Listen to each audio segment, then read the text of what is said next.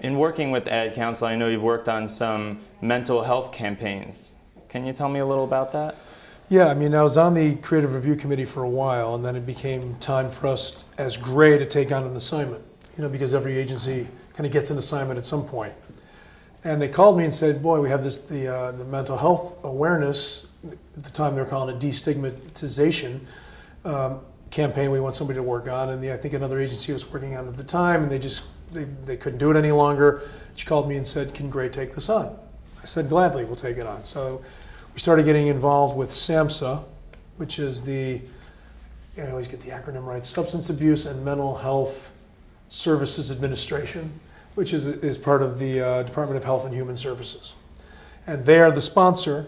Gray is the agency. We partner together, us two, with the Ad Council. So that's the triumvirate that makes up the team that does the work.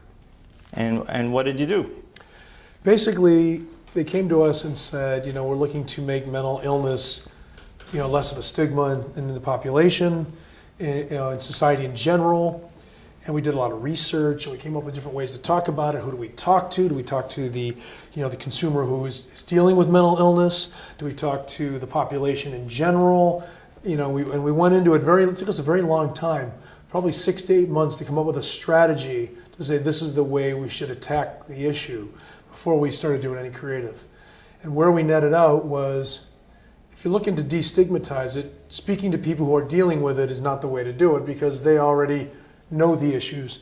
It was to talk to people that are in a close concentric circle around the person dealing with the issue.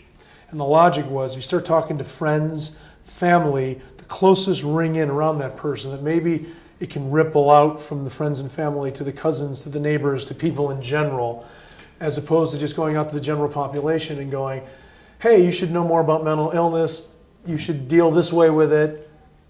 We weren't sure people were going to actually pay attention. We thought the people that were very close to people dealing with it would be the best people to talk to first.